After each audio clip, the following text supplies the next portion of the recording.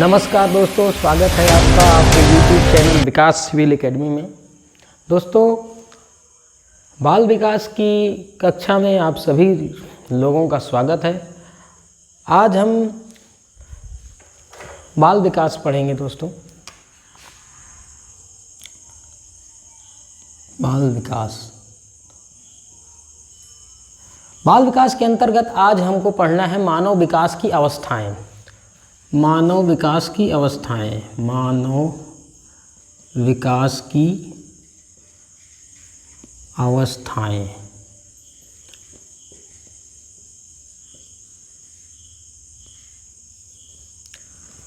दोस्तों, मानव विकास की अवस्थाओं के विषय में अगर हम चर्चा करें तो मानव विकास की जो अवस्थाएं हैं, मनोवैज्ञानिकों के अनुसार कुछ जो मनोवैज्ञानिक हैं, कुछ मनोवैज्ञानिक मानव विकास की 4 अवस्थाएं मानते हैं, कुछ मनोवैज्ञानिक मानव विकास की 5 अवस्थाएं मानते हैं। तो हम मुख्य 4 अवस्थाओं के संदर्भ में बात करेंगे। 4 अवस्थाओं के संदर्भ में बात करेंगे। तो पहली जो हमारी अवस्था है वो है शैशवावस्था।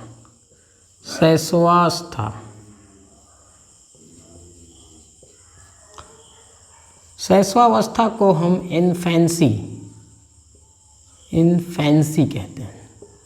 शैशवावस्था की जो आयु होती है दोस्तों, वो 0 से लेकर के 5 या 6 वर्ष होती है। तो पहली अवस्था शैशवावस्था। जिन मनोवैज्ञानिकों ने 5 अवस्थाएं माना है, 5 अवस्थाओं को मानने वाले जो मनोवैज्ञानिक हैं, शैशवावस्था की एक और पहले की अवस्था गर्भावस्था को भी वो काउंट कर लेते हैं, जिसके कारण उनकी जो काउंटिंग हो जाती है वो 5 हो जाती है। तो दोस्तों, दूसरी जो अवस्था है वह है बाल्यावस्था।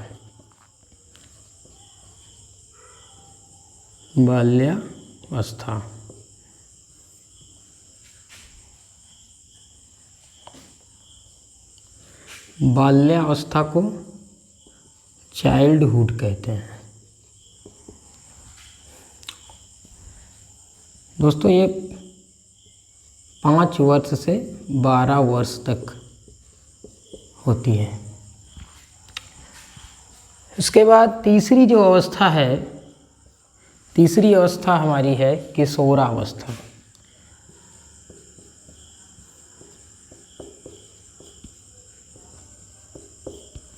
किशोरावस्था को हम एडोलसेंस कहते हैं।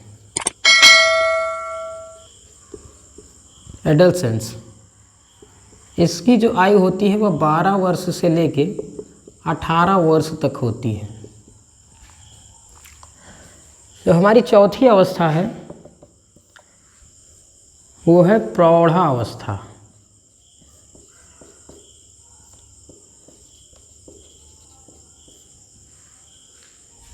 प्रौढ़ावस्था, इसको कहते हैं एडल्टहुड। 18 वर्ष की आयु से ऊपर के जो लोग होते हैं, 18 वर्ष की आयु के ऊपर के जो लोग होते हैं, प्रौढ़ावस्था या एडल्टहुड में के अंतर्गत आते हैं। दोस्तों, शैशवावस्था, फिर उसके बाद बाल्यावस्था, फिर किशोरावस्था, फिर प्रौढ़ावस्था। तो हम सबसे पहली जो हमारी अवस्था है शैशवावस्था, इन्फेंसी, 0 से 5 या 6 वर्ष तक की जो होती है, उसके संदर्भ में बात करेंगे। वहाँ से किस प्रकार के क्वेश्चन पूछे जाते हैं सीटेट में और यूपी टेट में, एसटेट में। क्वेश्चन के प्रकारों के जिक्र हम करेंगे। रीट में भी क्वेश्चन यहाँ से पूछे जाते हैं। सीटेट में बहुत क्वेश्चन पूछे जाते हैं यहाँ से। शैशवावस्था से इतना विशेष ये टॉपिक है कि यहाँ से बार बार प्रश्न पूछे जाते हैं, और हर बार यूपी टेट में भी प्रश्न पूछे जाते हैं, सीटेट में भी प्रश्न पूछे जाते हैं। तो अब हम देखते हैं शैशवावस्था।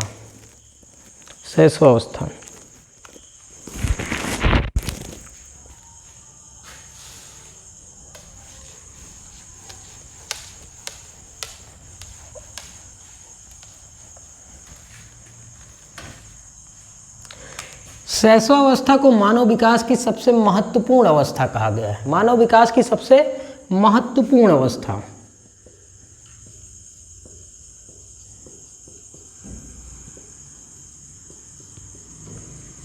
यह विकास की सबसे महत्वपूर्ण अवस्था होती है।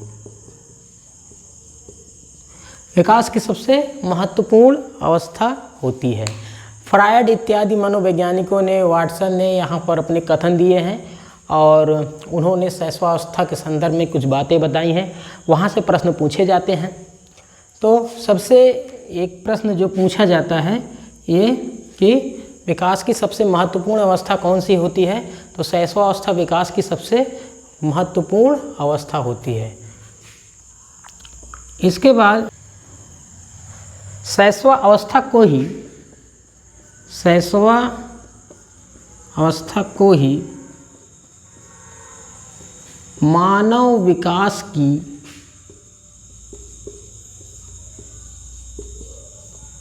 प्रारंभिक नींव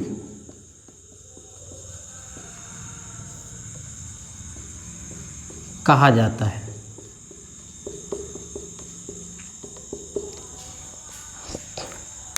एक कहावत है मित्रों कि पूत के जो पाँव होते हैं पालने में ही दिख जाते हैं।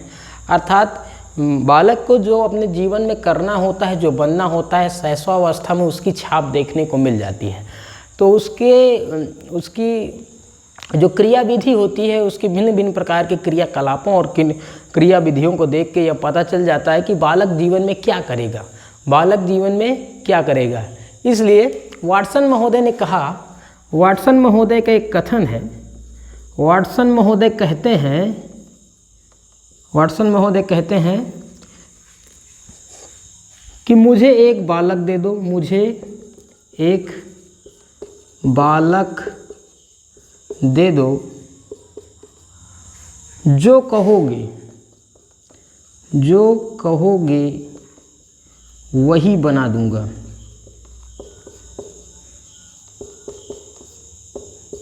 अर्थात यह शैशवावस्था ऐसी आई होती है कि इसमें किसी भी कार्य को करने की नींव डाला जा सकता है। शैशवावस्था से ही किसी बालक को बहुत महत्वपूर्ण ट्रेनिंग देकर के उसको शारीरिक रूप से बहुत ही मजबूत बना के WWF का जो है बॉक्सर बनाया जा सकता है। और शैशवावस्था से ही उसको पढ़ा लिखा के IAS PCS जैसा बड़ा अधिकारी बनाया जा सकता है। और शैशवावस्था से ही उसको अगर कोई पर्यावरण या फिर मान लीजिए आसपास का जो वातावरण, खराब वातावरण में उसको चोर, डकैत, लुटेरा इत्यादि भी बनाया जा सकता है। तो जैसे हम उसको वातावरण, परिवेश देंगे वैसे ही बालक ढल जाता है। बालक उसमें कच्ची मिट्टी के समान होता है। हम जिस आकृति में चाहें बालक को उस आकृति में हम अपने अनुसार ढाल सकते हैं, क्योंकि शैशवावस्था का समय ही ऐसा होता है कि हम अपने सांचे में उस बालक को ढाल सकते हैं। इसीलिए वाटसन महोदय ने कहा कि आप मुझे एक बालक दे दो, आप जो कहोगे मैं वो बना दूंगा, जो कहोगे वही बना दूंगा। क्योंकि वाटसन महोदय का यह तर्क है कि किसी भी बालक को शैशवावस्था से वो अपने भावी जीवन में क्या करेगा उसकी नींव रखी जा सकती है। यदि बालक भावी जीवन में अच्छा डॉक्टर या अच्छा सर्जन बनना चाहता है तो उसकी नींव उसके शैशवावस्था से ही यदि आप डाल देंगे तो निश्चित तौर पर वह चिकित्सा के क्षेत्र में कुछ ना कुछ अच्छा जरूर कर जाएगा। इसीलिए इसको मानव विकास की प्रारंभिक नींव कहा जाता है। यानी बालक जीवन में क्या करेगा यह सब कुछ पता चल जाता है। इस अवस्था का जो बालक होता है वह अपरिपक्व तथा दूसरे पर निर्भर होता है।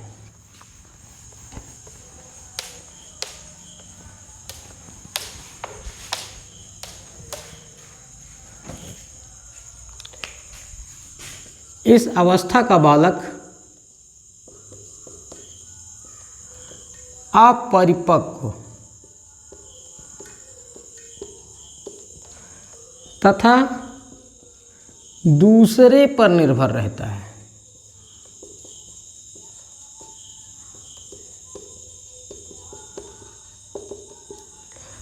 बालक अपरिपक्व रहता है, उसको पता नहीं होता है कि उसके पास परिपक्वता नहीं होती है, अर्थात उसको किसी भी प्रकार की ज़्यादा जानकारी नहीं होती है, ना तो सामाजिक जानकारी होती है, ना ही आर्थिक जानकारी होती है, ना ही राजनीतिक जानकारी होती है, यानी और पारिवारिक जानकारी भी ज़्यादा नहीं होती है। इसलिए बालक अपरिपक्व होता है तथा अपने काम के लिए जो है दूसरे पर निर्भर रहता है। दूसरे पर कैसे निर्भर रहता है कि उस बालक को हमेशा याद दिलाना पड़ेगा कि सुबह हो गई है, अब जाके सुबह हो गई है, चलो नहा लो, मंजन कर लो, ये कर लो, दांत साफ कर लो, नाखून काट लो, कपड़ा साफ, उसका कपड़ा भी आपको साफ करना पड़ेगा। तो साफ सफाई के प्रति, घर के कामों के प्रति, अनुशासन के प्रति और जितनी भी जानकारी है, बालक के अंदर जानकारी का अभाव होता है और माता पिता, अभिभावक, शिक्षकों का यह काम होता है कि बालक को बराबर जानकारी देते रहते हैं। चूँकि इस अवस्था का बालक दिमागी रूप से इतना मजबूत होता है कि उसको एक जानकारी यदि दे दी जाती है तो बहुत जल्दी कैच करता है। जो जानकारियाँ होती हैं उनको बड़ी तीव्र गति से पकड़ लेता है और उसकी जो ध्यान स्मरण क्षमता इतना ज़्यादा अच्छी होती है, ध्यान उसका इतना ज़्यादा अच्छा होता है कि वो भूलता नहीं। इसीलिए शैशवावस्था का जो बालक होता है दोस्तों, वो प्रश्न बहुत पूछता है, क्योंकि प्रश्न पूछने की प्रकृति उसके अंदर होती है। वो प्रश्न बहुत पूछता है। किसी बकरी को अगर देखेगा तो पूछ लेगा कि मम्मी मम्मी ये क्या है, तो माता जी ने मान लीजिए बता दिया कि वो बकरी है। दूसरे दिन कुत्ते को देखेगा तब भी दूसरे दिन पूछेगा कि ये क्या है, तो दोबारा उसको फिर से बताना पड़ता है कि ये कुत्ता है। बंदर को देखेगा, यानी जितनी वो इस संसार में नई नई वस्तुओं, नए नए जीव जंतुओं से जैसे उनको देखता जाएगा और क्या शब्द का प्रयोग करके उनके बारे में पूछता चला जाता है, क्योंकि वो सारी चीज़ें उसके लिए नई होती हैं और उसको जानकारी भी देना चाहिए। आप लोगों को कथा याद होगी, बचपन में हनुमान जी ने सूरज को एक फल समझा था और फल समझ के वो चले गए थे सूर्य को खाने के लिए। तो बालपन में जब हमारे हनुमान जी को भी बालपन में उनको भी जानकारी का अभाव था, उन्होंने सूरज को फल समझा था और उसको खाने के लिए पहुंच गए थे। तो इसीलिए कहते हैं कि जो शैशवावस्था होती है इसमें जानकारियों का अभाव होता है। इसमें बालक नई नई चीज़ों से अवगत होता है और नई नई चीज़ों को जानकारी रखने में उसको बहुत ही ज़्यादा दिलचस्पी होती है। इसलिए बालक क्या शब्द का प्रयोग, इस अवस्था का बालक क्या शब्द का प्रयोग बहुत करता है दोस्तों। शैशवावस्था की विशेषताएं, शैशवावस्था की विशेषताएं।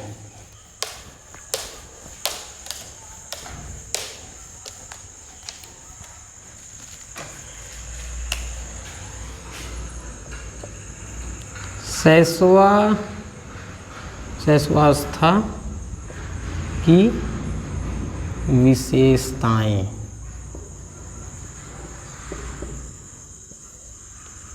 शैशवावस्था की विशेषताएं। शैशवावस्था की अगर हम विशेषताओं के विषय में बात करें तो पहली विशेषता क्या है कि शारीरिक विकास में तीव्रता। शारीरिक विकास में तीव्रता।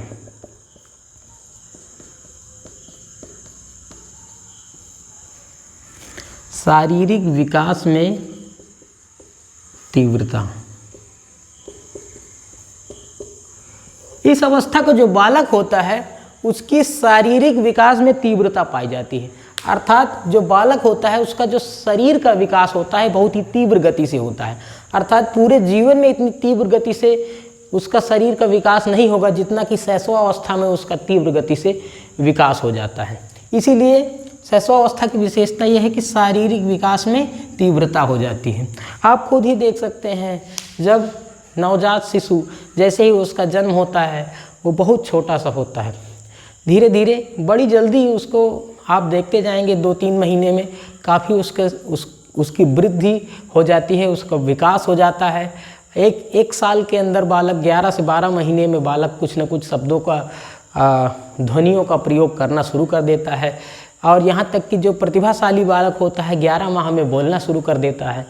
और मान लीजिए जो सामान्य अवस्था का जो बालक होता है वह बोलने के लिए 18 माह लगाता है, और जो मंद बुद्धि का बालक होता है वह लगभग 24 से 25 महीने लगाता है बोलने के लिए।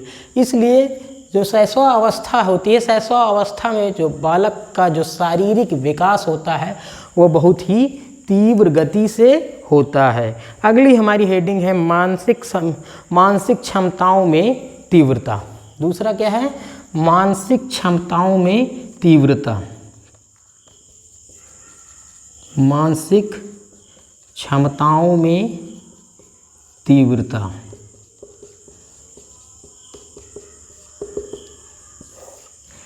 इस अवस्था का जो बालक होता है उसका जो ध्यान होता है, बालक का ध्यान प्रत्यक्षीकरण,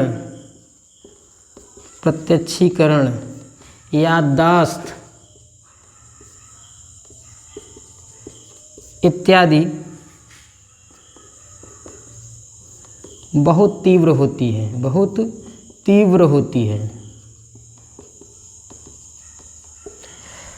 मानसिक क्षमताओं में तीव्रता होती है, अर्थात जो शैशवावस्था का जो बालक होता है वो मानसिक क्षमताओं से अति तीव्र होता है, किसी भी बात को बहुत जल्दी समझ जाता है, और जो बातें नहीं समझ में आती है उसमें प्रश्न बालक पूछ लेता है।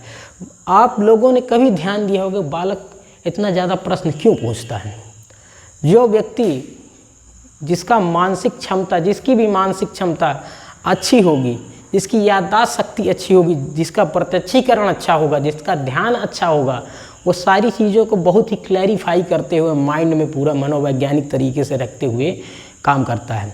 और ऐसा व्यक्ति जब कहीं पर थोड़ा सा भी फॉल्ट देखता है वहाँ पर तुरंत क्वेश्चन पुटअप करता है। तो क्वेश्चन जब पुटअप करता है तो इसका मतलब यह है कि वो सारी चीज़ों को बहुत सिंसियरली समझ रहा होता है और अपने आसपास के वातावरण से, इस दुनिया से, इस पर्यावरण से वो नया होता है, जुड़ा हुआ होता है, और नए तरीके से नया जुड़ा होता है, नई चीज़ों को देखता है, तो उसके प्रति उसकी जिज्ञासा बहुत होती है। तो अपनी जिज्ञासा को शांत करने के लिए बालक बार बार प्रश्न करता है। इसलिए शैशवावस्था की जो दूसरी विशेषता है इसको हम कहेंगे मानसिक क्षमताओं में तीव्रता। मानसिक क्षमताओं में तीव्रता। इसके बाद है सीखने में तीव्रता। तीसरी जो हेडिंग है सीखने में तीव्रता।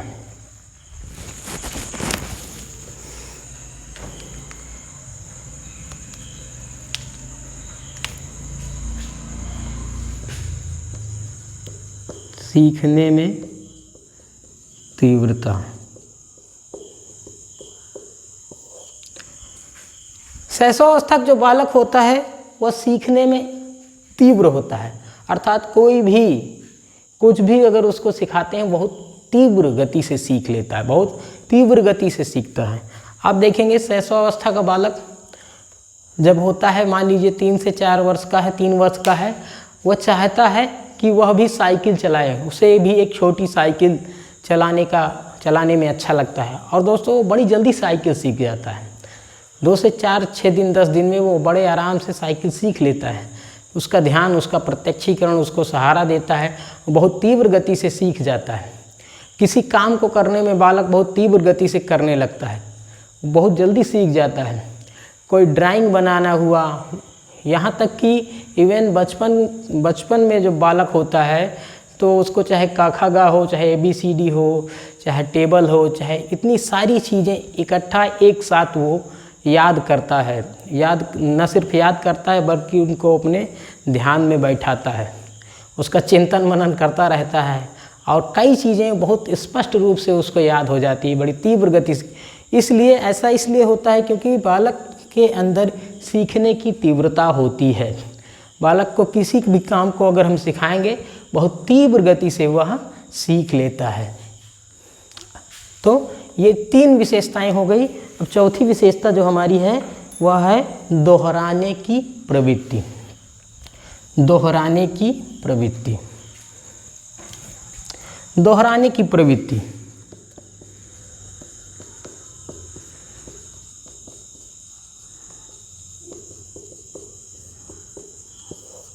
शैशवावस्था का जो बालक होता है उसके अंदर दोहराने की प्रवृत्ति होती है।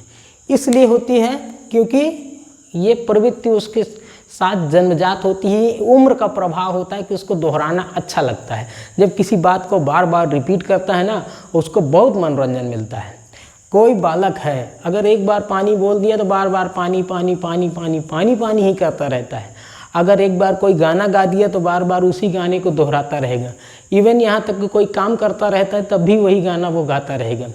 एक बार अगर किसी को चिढ़ा दिया तो बार बार उसी बात को लेकर के जब जब उसे देखेगा तब तब उसे चिढ़ाने का काम करेगा। ऐसा क्यों करता है बालक? ऐसा इसलिए करता है बालक क्योंकि उसके अंदर दोहराने की प्रवृत्ति होती है। बालक एक बार कोई शब्द अगर बोल देता है उसको बार बार रिपीट करता है। एक बार कोई वाक्य उसको बता दीजिए, उस वाक्य को बार बार रिपीट करेगा। इसलिए क्योंकि बालक का जो ध्यान होता है बहुत तीव्र होता है। उसकी जो मस्तिष्क की जो कार्य क्षमता होती है वो बहुत तीव्र होती है। तो बालक के सामने अगर कोई एक लाइन बोल दी जाती है, मान लीजिए कोई पोयम बोल दी गई बालक के सामने, कोई पोयम उसको सुना दिया गया, वो पोयम अब उसके दिमाग में बार बार रिपीट होती है।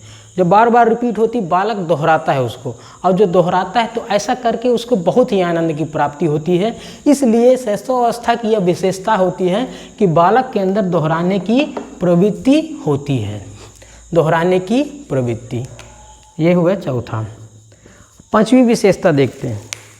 हमारी जो पांचवी विशेषता क्या है? जिज्ञासा की प्रवृत्ति। जिज्ञासा की प्रवृत्ति।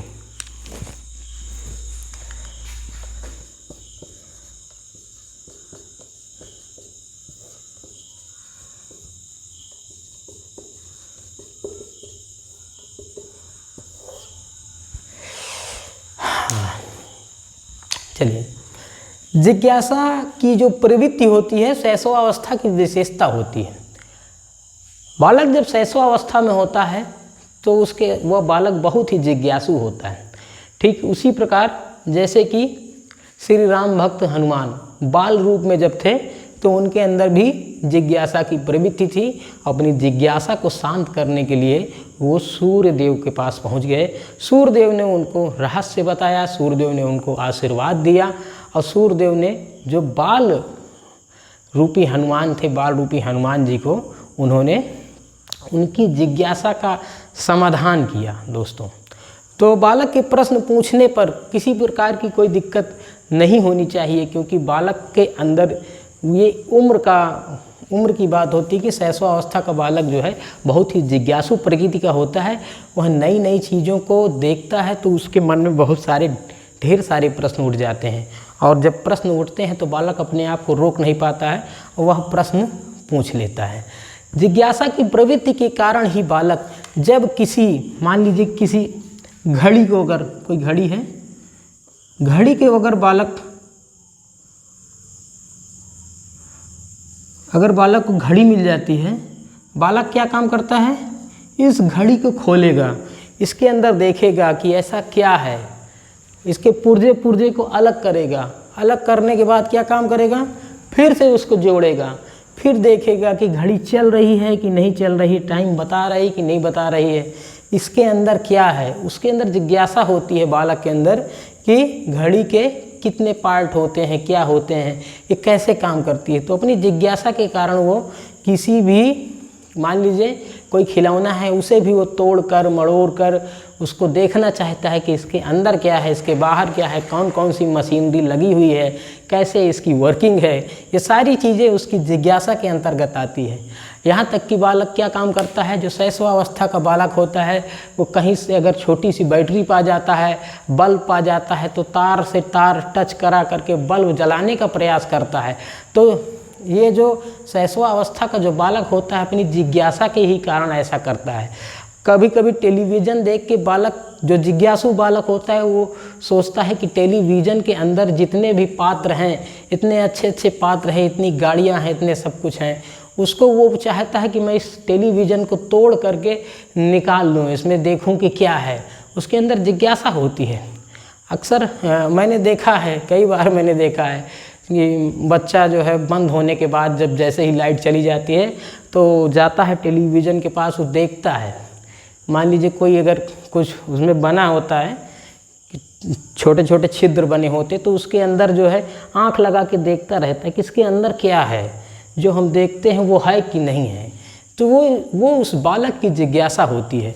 तो ये जिज्ञासा की प्रवृत्ति उसके अंदर होती है। तो ऐसा बालक क्या काम करता है, किसी भी उपकरण को अगर पाता है उस उपकरण को खोलता है, खोल के देखता है, उसको पुनः बांधने का प्रयास करता है। बालक तोड़ फोड़ भी करता है, अर्थात कोई अच्छी चीज़ तोड़ करके भी उसको देखना चाहता है कि तोड़ने से इस पर क्या प्रभाव पड़ेगा। ठीक है। इसके बाद जिज्ञासा की प्रवृत्ति इसीलिए होती है, बालक के अंदर जिज्ञासा की प्रवृत्ति होती है, इसीलिए कई चीज़ें जो बालक जो होते हैं वो तोड़ के उसको देखना चाहते हैं। अगला हमारा है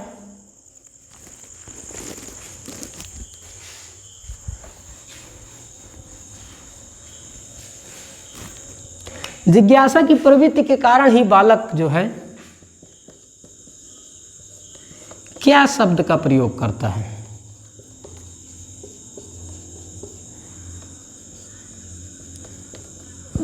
क्या शब्द का प्रयोग करता है। बालक ज़्यादातर क्या पूछता है, क्या शब्द का जो प्रश्नवाचक चिन्ह उसका होता है वो यही होता है कि ये क्या है, वो क्या है, ये कैसा है, वो कैसा है।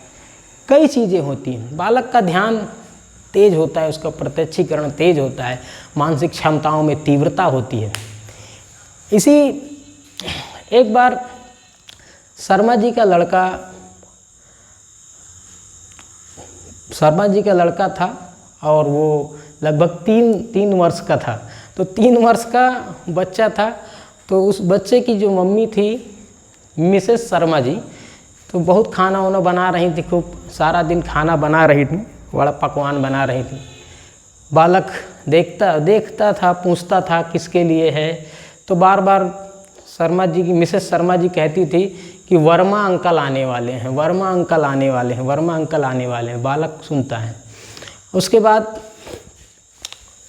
जब वर्मा अंकल आए तो बालक ने जैसे ही वर्मा अंकल आए, बालक तुरंत चिल्लाना शुरू कर देता है और कहता है कि अरे वर्मा अंकल आ गए, वर्मा अंकल आ गए, अरे मम्मी मम्मी देखिए वर्मा अंकल आ गए, वही जो बहुत खाना खाते हैं।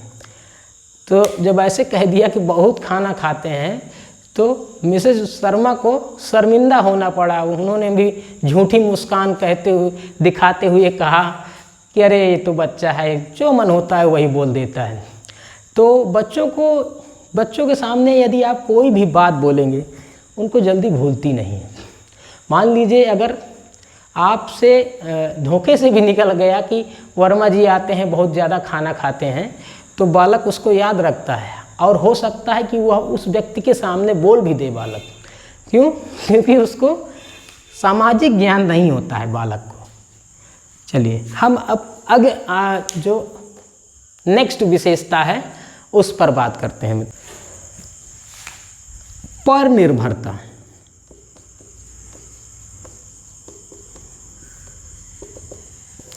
शैशवावस्था का जो बालक होता है वह पर निर्भर अर्थात दूसरों के ऊपर निर्भर होता है। वह अपने काम स्वयं नहीं कर पाता है, अपने कामों के लिए उसको दूसरे के ऊपर निर्भर होना पड़ता है। जैसे माता पिता, गार्जियन, अभिभावक, बड़े भाई इत्यादि के ऊपर निर्भर रहना पड़ता है। अगर मान लीजिए कपड़ा धोना है तो बालक स्वयं से नहीं धो सकता है, उसको धो के देना पड़ेगा। बालक क्या काम करेगा, उसको खाने के लिए खुद से याद नहीं रहता है, उसको समय बताना पड़ेगा कि चलो बेटा नाश्ता कर लो, चलो खाना खा लो, चलो ये काम कर लो, तो उसको याद दिलाना पड़ता है। इसीलिए कहते हैं कि जो शैशवावस्था का बालक होता है वो पर निर्भर होता है, दूसरों के ऊपर निर्भर होता है, उसकी अपनी कोई स्वयं की जिम्मेदारी नहीं होती है। इसलिए हम ये कह सकते हैं कि यह भी एक विशेषता है कि शैशवावस्था का बालक दूसरों के ऊपर निर्भर रहता है अर्थात पर निर्भर रहता है। इसके बाद है स्वप्रेम की भावना। अगली जो हमारी विशेषता है वह है स्वप्रेम की भावना।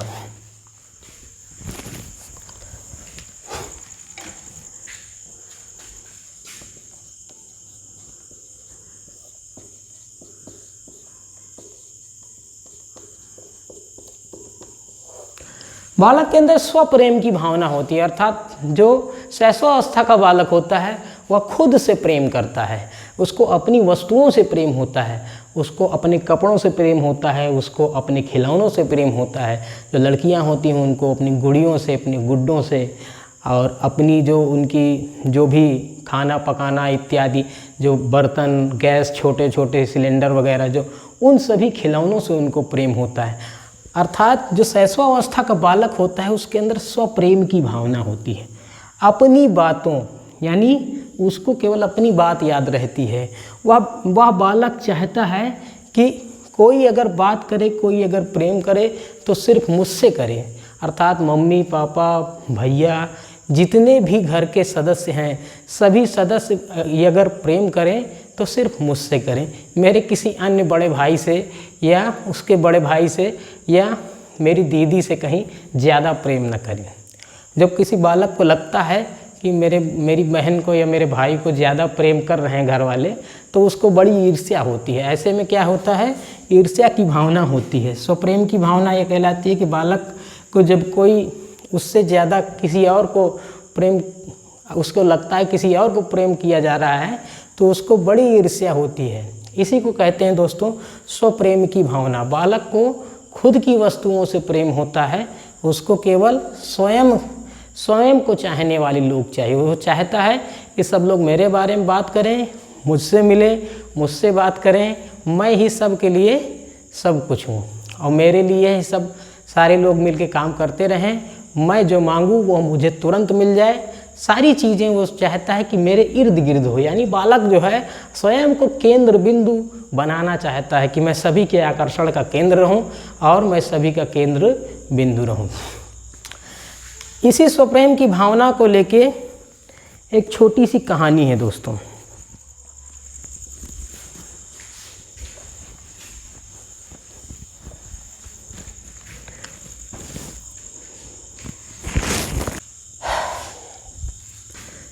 रोम देश का एक राजकुमार था। रोम देश का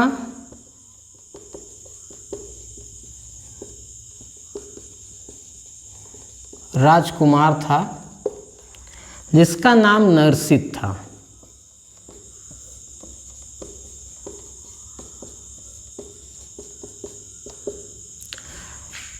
राजकुमार बहुत सुंदर था, राजकुमार इंटेलिजेंट भी था। राजकुमार यानी जो राजकुमार रोम देश का था, सुंदर था, इंटेलिजेंट था, बहुत खूबियाँ थी उसके अंदर, अपने आप को बहुत कुछ समझता था। बालक एक दिन क्या काम करता है कि शिकार के लिए जाता है, जंगल में शिकार के लिए पहुंचता है। जैसे जंगल में जाता है, एक हाथी का, एक शेर का पीछा करता है। पीछा करते करते बालक बहुत दूर निकल जाता है, जंगल में बहुत दूर चला जाता है। जब बहुत दूर चला जाता है जंगल में तो फिर ना उसको शेर मिलता है, ना हाथी, कोई किसी का शिकार भी नहीं कर पाता है। और बालक को यह पता चलता है कि मैं अब घर से या राजमहल से बहुत दूर आ गया हूँ। ऐसे में क्या होता है कि बालक को बहुत ज़्यादा प्यास लगती है और प्यास के लिए वो क्या तालाब को ढूंढने लगता है। पानी की व्यवस्था कहीं पर हो तो पानी ढूंढते ढूंढते एक अच्छे सुंदर तालाब में पहुँचता है बालक। और जैसे ही इस तालाब में पहुँचता है, तालाब का पानी बहुत ही साफ़ होता है दोस्तों। और उस साफ पानी में बालक जैसे ही पानी पीने के लिए झुकता है, उस पानी में अपनी परछाई को देखता है। बालक को अपनी परछाई से प्रेम हो जाता है, अपनी परछाई से उसे स्वप्रेम हो जाता है। उसी परछाई को पाने के लिए बालक वहीं पे उस पानी में जो है डूब करके अपनी जान दे देता है। वो उस परछाई को मतलब छोड़ना नहीं चाहता है, उसको अपनी परछाई से प्रेम हो जाता है, अर्थात स्वप्रेम हो जाता है। तो जो बालक का जो स्वप्रेम होता है, स्वप्रेम की जो भावना होती है, इस भावना को मनोविज्ञान की भाषा में नर्सिज्म कहा जाता है। नर्सिज्म कहते हैं। ये एक प्रश्न सीटेट में पूछा जाता है कि स्वप्रेम की भावना को क्या कहते हैं। स्वप्रेम की भावना को नर्सिज्म कहते हैं। ये जो नर्सिज्म शब्द है, ये रोम देश का जो राजकुमार था जिसका नाम नरसित था, इसी के नाम से यह बना है नर्सिज्म। नर्सिज्म से तात्पर्य यह है कि स्वप्रेम की भावना जब होती है बालक के अंदर तो उसको कहते हैं नर्सिज्म। तो एक छोटी सी कथा थी, रोम देश की एक छोटी सी कथा थी जो कि बताती है कि बालकों को कैसे अपने आप से स्वप्रेम होता है। जो नरसित नाम का बालक था उसको अपनी परछाई से प्रेम हो गया था और परछाई को पाने के चक्कर में परछाई को छोड़ना नहीं चाहता था, उसी पानी में बालक डूब के चला गया। अब अगला जो हमारा हेडिंग है संवेगों में प्रदर्शन।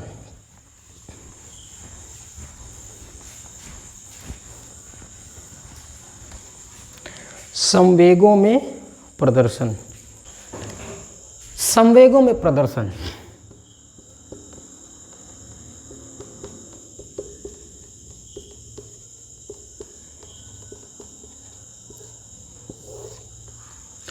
दोस्तों, जब बालक शैशवावस्था का होता है यानी जन्म के पश्चात 2 वर्ष तक का जो बालक होता है, तो उस बालक के अंदर केवल एक ही संवेग होता है, केवल एक संवेग होता है, उत्तेजना।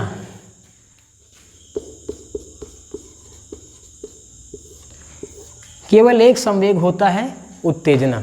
जैसे ही बालक 2 वर्ष का पूर्ण हो जाता है, अर्थात बालक 2 वर्ष का जब हो जाता है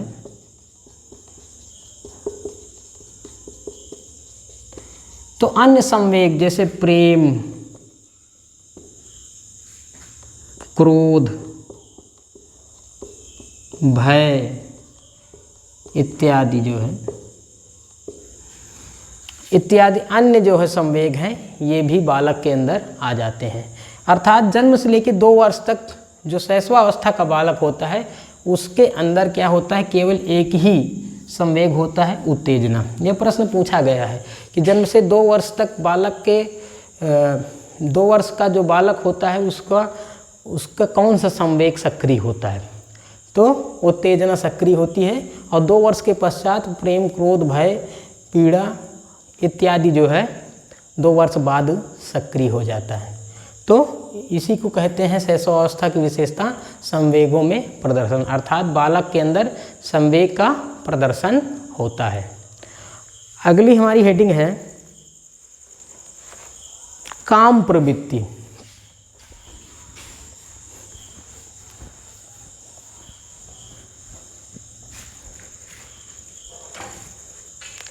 काम प्रवृत्ति।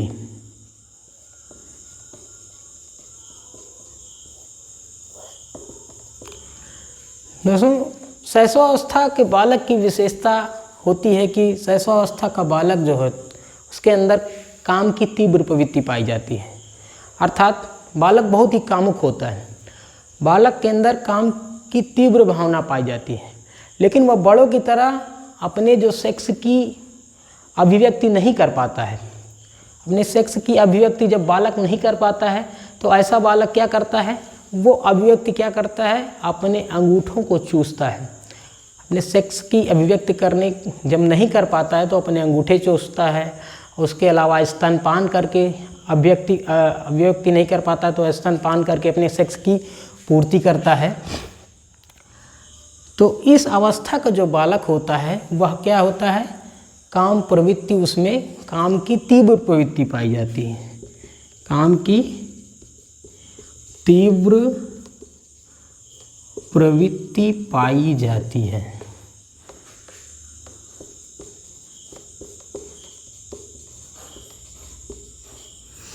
बालक बड़ों की भांति अभिव्यक्ति नहीं कर पाता है, लेकिन वह अपने सेक्स की पूर्ति होती अपने अंगूठे को चूसता है, स्तनपान करता है तथा ऐसे करके वो अपनी सेक्स की पूर्ति कर लेता है।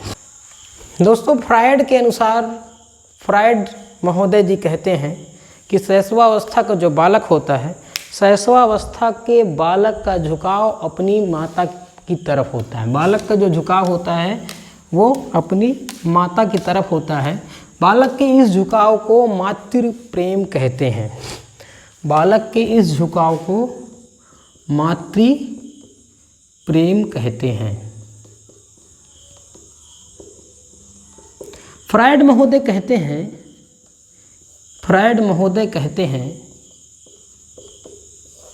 कि इस अवस्था का जो बालक होता है, इस अवस्था का जो बालक होता है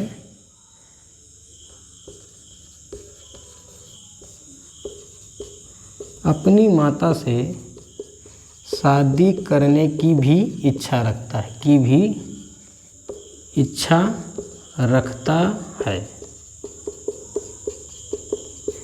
इसलिए रखता है बालक को इस शादी की कोई वैल्यू पता नहीं होती है, बालक को इसकी कोई वैल्यू नहीं पता होती है कि इसके बारे में कुछ उसे पता ही नहीं होता है। इसलिए ऐसा बालक शादी करने की भी इच्छा रखता है। क्यों? क्योंकि उसको मातृ प्रेम होता है, अर्थात जो बालक का झुकाव होता है अपनी माता की तरफ होता है। ठीक इसके विपरीत जो लड़कियां होती हैं, शैशवावस्था की जितनी लड़कियां होती हैं, उनका झुकाव अपनी पिता की ओर होता है, जिसको पितृ प्रेम कहते हैं। ये झुकाव होता क्यों है दोस्तों? इस झुकाव के लिए बालक की ग्रंथियां जिम्मेदार हैं। शैशवावस्था का जो बालक होता है, शैशवावस्था के बालक में ओडिपस भावना ग्रंथि पाई जाती है। शैशवावस्था के बालक में ओडिपस भावना ग्रंथि पाई जाती है। ओडिपस भावना ग्रंथि पाई जाती है। ओडिपस भावना ग्रंथि पाई जाती है।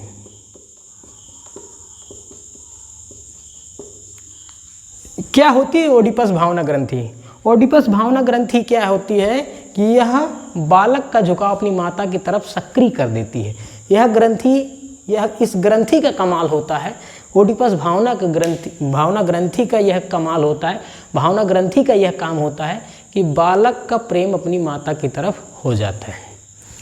ठीक इसके विपरीत जो लड़कियां होती हैं, अर्थात जो बालिकाएं होती हैं, बालिकाओं के अंदर जो भावना ग्रंथि पाई जाती है उसको कहते हैं इलेक्ट्रा भावना ग्रंथि। इलेक्ट्रा भावना ग्रंथि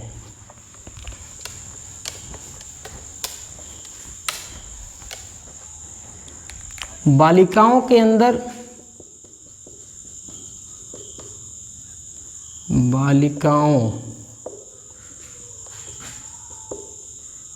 बालिकाओं में इलेक्ट्रा भावना ग्रंथि पाई जाती है।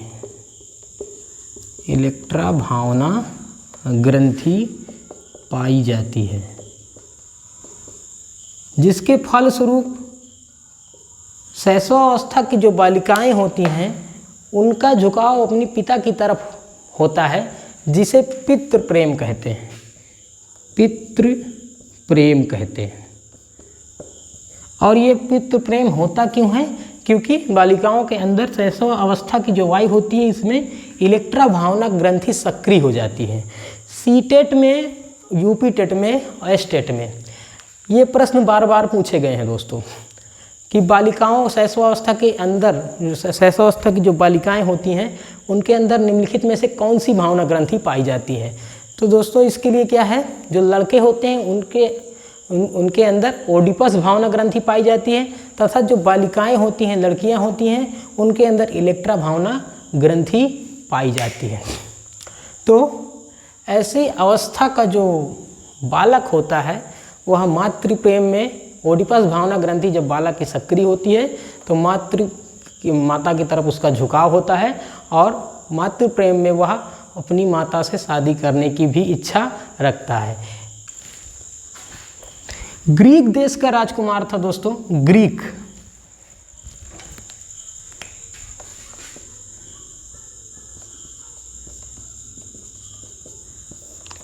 देश का राजकुमार था। राजकुमार अपनी माता से बहुत प्रेम करता था, अर्थात उसकी जो ओडिपस भावना ग्रंथि थी वह सक्रिय थी, उससे वह पूर्ण रूप से मातृ प्रेम में उलझा हुआ था। तो उसमें उसी समय क्या हुआ, उसके राज्य में आक्रमण हो गया। राज्य में आक्रमण हो गया। राज्य में जब आक्रमण हो गया तो राजा को युद्ध में मार दिया गया। जब राजा को युद्ध में मार दिया गया तो जो राजकुमार था वह राजा बन जाता है और वह गद्दी सिंहासन पा जाता है। यानी शैशवावस्था की आयु में ही उसको जो है राजा बना दिया जाता है। अब राजा का मातृ प्रेम इतना ज़्यादा हुआ, ओडिपस भावना ग्रंथि इतनी सक्रिय हो गई कि राजा ने यह आदेश दे दिया कि मेरी शादी मेरी माता से ही करवा दो। तो जब शादी हो गई, बाद में जब जैसे ही बालक जो शैशवावस्था का जो राजकुमार था, जब उसकी ओडिपस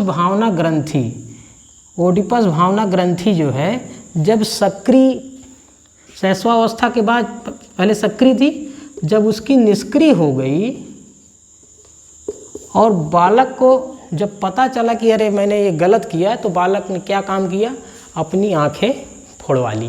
ये ग्रीक देश के राजकुमार की कहानी है जो यह बताती है कि शैशवावस्था के बालकों के अंदर ओडिपस भावना ग्रंथि कैसे सक्रिय होती है और कैसे झुकाव अपनी माता की तरफ या बालिकाओं का अपने पिता की तरफ होता है, जिसे मातृ प्रेम और पितृ प्रेम कहते हैं। तो शैशवावस्था की विशेषताओं में यहाँ तक हमने जाना। अगली विशेषता है दोस्तों नैतिक भावना का अभाव।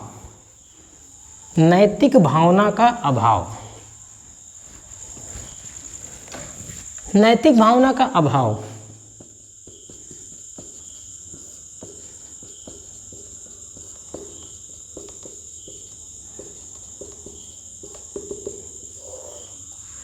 नैतिक भावना का अभाव, शैशवावस्था का जो बालक होता है उस बालक के अंदर नैतिकता नहीं पाई जाती है, अर्थात नैतिकता का अभाव होता है बालक के अंदर।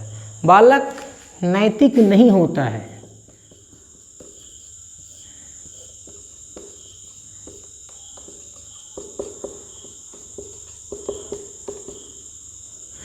बालक को नैतिकता के विषय में कुछ नहीं पता होता है, उसको उसकी जो है मोरल ड्यूटीज़ नहीं मालूम होती, उसको सब कुछ बताना पड़ता है। जो नैतिक बातें हम उसको सिखाते हैं, बालक का कोरा मस्तिष्क उसको बिल्कुल अपने जो है ध्यान में बैठा लेता है, और जितना नैतिकता हम उसको बताते हैं बालक उतना नैतिकता ग्रहण करता जाता है। और जो शैशवावस्था का बालक होता है उसके अंदर पूर्ण रूप से नैतिकता का अभाव होता है। उसको यह नहीं पता होता है कि मेरे यह बोलने से किसी का अपमान हो जाएगा या किसी का सम्मान बढ़ जाएगा या किसी को कोई दुख होगा या किसी को कष्ट होगा या चोट लगेगी। जैसा कि मैंने बताया कि वर्मा जी को कैसे बालक ने वर्मा जी के सामने कह दिया कि ये वही वर्मा अंकल है ना जो बहुत ज़्यादा खाना खाते हैं, तो वर्मा जी को बड़ी ठेस लगी होगी। लेकिन बालक क्या है, क्योंकि अनैतिक है इसलिए उसके अंदर नैतिकता का अभाव है। बालक की जो इच्छा हुई बालक ने बोल दिया। तो यह भी एक विशेषता होती है दोस्तों, शैशवावस्था के बालक के अंदर नैतिकता का अभाव होता है। आज हमने शैशवावस्था की विशेषताएं पढ़ी। इसके बाद दोस्तों हम बाल्यावस्था और बाल्यावस्था की विशेषताओं के विषय में अगले लेक्चर में पढ़ेंगे। तब तक के लिए शुभ संध्या दोस्तों। जय हिंद,